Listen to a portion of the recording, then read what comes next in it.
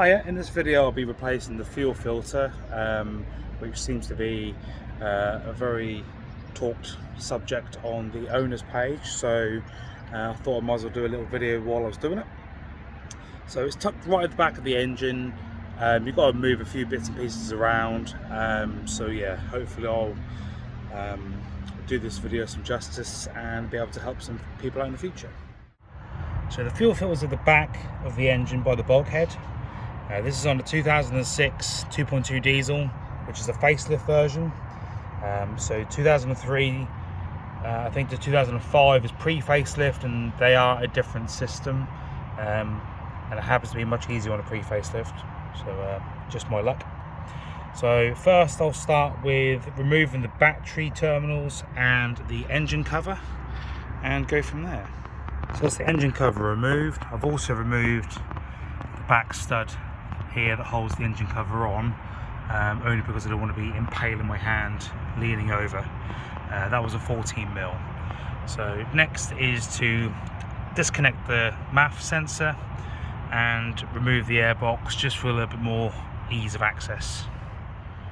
So the airbox is held on with two 10mm head bolts, one here and one here at the very front of the airbox. Just need to pull intake hose off here and then undo the Jubilee at the back. I found it was easier to tilt the box forward and then lift it out. So now we've got better access to the fuel filter. I believe there is 3 plugs, one just behind this pipe here, one to the side, and then there'll be one underneath on the bottom of the filter as well. So there's 2 on the side, a small grey one and a larger grey one, and then the one at the top behind this fuel line here. Underneath is a large loom with a green clip. There's a tab at the bottom, just need to prise that up and then the whole thing slides forward. Alright, next up is removing 2 bolts that hold the bracket to the bulkhead.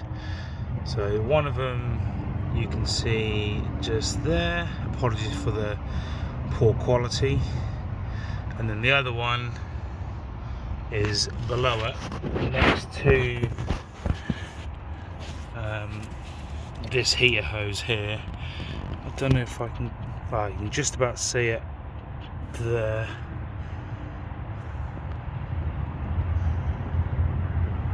Got some blue around it. I don't know if that'll focus, but yeah, that there. So I think this is going to be the hardest bit. So yeah, let's give it a go. So that is the route I took. I went under primer hose next to this fuel hose here. I've got a long 10mm with a universal joint, 2 ratchet extensions 3/8, and yeah, just made sure that the socket was held on with my left hand and then undone it with my right, and it seemed to have cracked off, so I'll just loosen it off now with just turning the bar and then try and do the bottom one.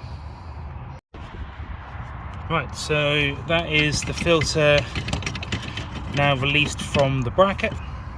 Wasn't too bad, to be fair. It's more perseverance than anything, just trying to line up the wobble attachment and the socket onto the bolt. I don't think the same will be the same can be said when refitting, because I can imagine lining up them bolts is going to be even worse, but cross that bridge a little bit later. Right, next up is to undo the spring clips that hold the fuel lines on. So there's one here and one at the back, and also there looks to be a yellow cable clip holding this wiring loom to the bracket. So just going to find the container to see if I can catch in the diesel, but I don't think there's going to be much room to put anything. So yeah, long nose pliers be much easier to do these clips. and then a flathead screwdriver to do that yellow clip at the back. With a little bit of wiggling, keeping the two pipe outlets tilted back so you don't leak diesel everywhere, and there we have it.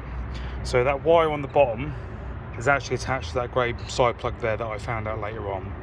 So much easier to do than trying to unplug it from the bottom. So let's tip out the rest of the diesel that's in the filter, get it on the bench and swap the filter over. Right, so we've got the fuel filter off the car and we're on the workbench. There's two 12mm bolts that hold the cage to the top of the filter.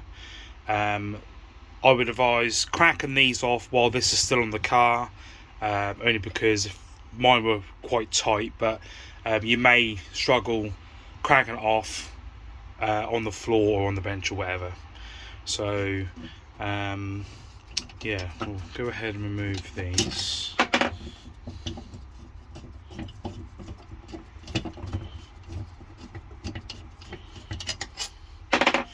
So then the cage, we've got a grey plug here, so just need to push this tab down, and then the whole socket will then release.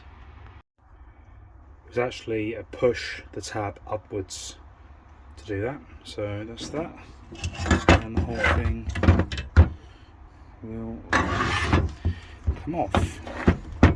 So there's the filter.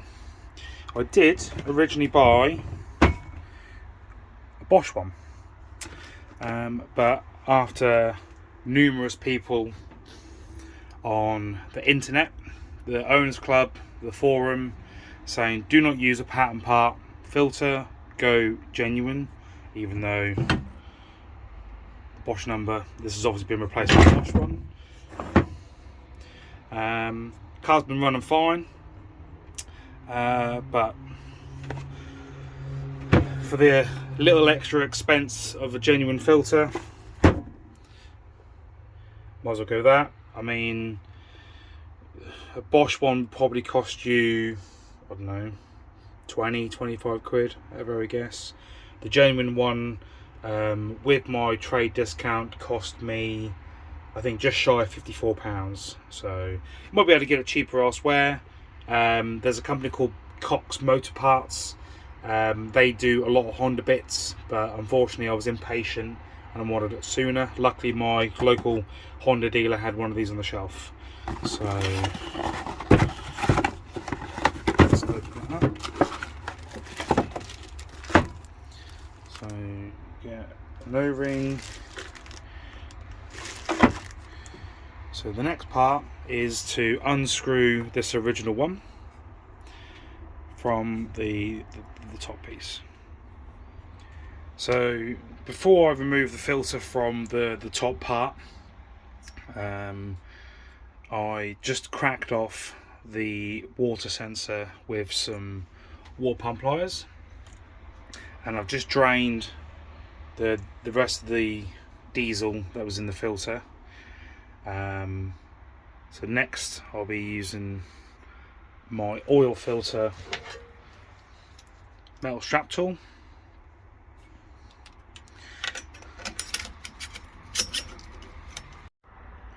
So that's the tool on, just go gently lift it up. So it would help if I was turning the filter the correct way, so stupid me was trying to tighten up. Anyway, got the new filter fitted, new seal which was supplied, fitted on the sensor on the bottom. I've now nipped this and the filter up, so it's ready to go back onto the cage and back onto the car. So after battling with trying to fit the bolts to the bracket to attach it to the bulkhead, I've come to the conclusion that that bottom one is an absolute nightmare. It was a nightmare taking it out. It's even worse trying to get it back in. So like most I think have done in the past, I'm just going to leave the top bolt in. Yeah, it's not very professional, you could say, but with the pipes attached and everything, they ain't gonna go anywhere. So yeah, I'll chance it. So yeah, time to reattach everything. Drive them to 12 mils on the bracket, and then it's ready to prime. So next up is to prime the system and to fill the filter with diesel. So to do this, fit the inlet from the primer pump to the back outlet inlet on the filter. I'm going to use a small glass jar to catch diesel coming out of here. I'm going to pump this a few times until the canister fills with diesel, and then hopefully it'll push all the air out, and then we should be good to go. Once you're happy that the canister is full and the air is out of the system, I just squeeze the primer pump a couple of more times for good measure. So the outlet pipe is now back on. Just need to double check all the bolts. So the bulkhead one, the two that hold the top of the filter housing to the bracket. Make sure the wiring clips are attached to the bracket, and reconnect your 3 plugs. Right, so with that done, it's now time to refit the airbox and reconnect the battery. I'll then primer again. This primer bulb should then go hard, and it should be good to go to start. I was very lucky and it started first time. So yeah, not too bad in the end. Just them 2 bolts on the bulkhead really. But apart from that, not a bad job to do.